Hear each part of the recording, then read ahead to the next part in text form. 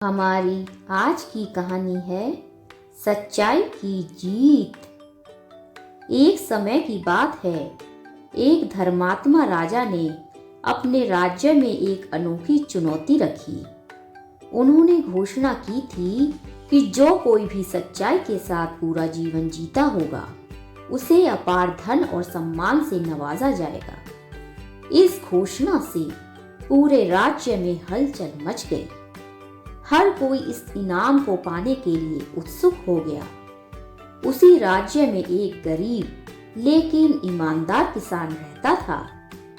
उसने अपने जीवन के हर कदम पर सच्चाई को अपनाया था, चाहे वह उसके खेती का काम हो या उसके पड़ोसियों के साथ उसका व्यवहार।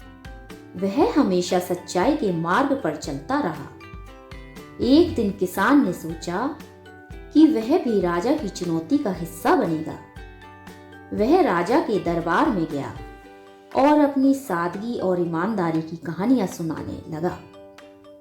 उसने बताया कैसे उसने अपने खेत में सोने की मुद्राएं पाई थीं, परंतु उसने उन्हें उसके असली मालिक को लौटा दिया।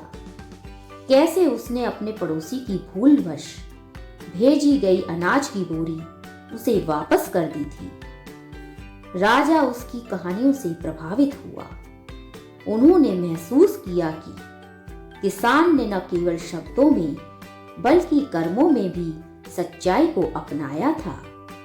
राजा ने उसे इनाम के रूप में सोने के सिक्के, नई भूमि और राज्य में सम्मानित स्थान दिया और आश्वासन दिया कि उसकी सच्चाई और ईमानदारी का राज्य भर में गुणगान किया जाएगा।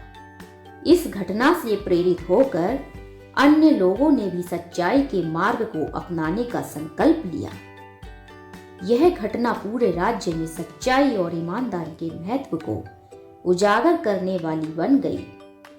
लोगों ने समझा कि भले ही सच्चाई का मार्ग कठिन हो, परंतु उसके परिणाम हमेशा शुभ और संतोषजनक होते हैं।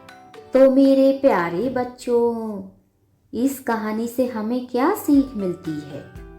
इस कहानी से हमें यह सीख मिलती है कि सच्चाई हमेशा जीतती है और सच्चाई का मार्ग चुनना हमेशा फलदायी होता है और अंत में यही जीत की कुंजी होती है। तो क्यों समझे?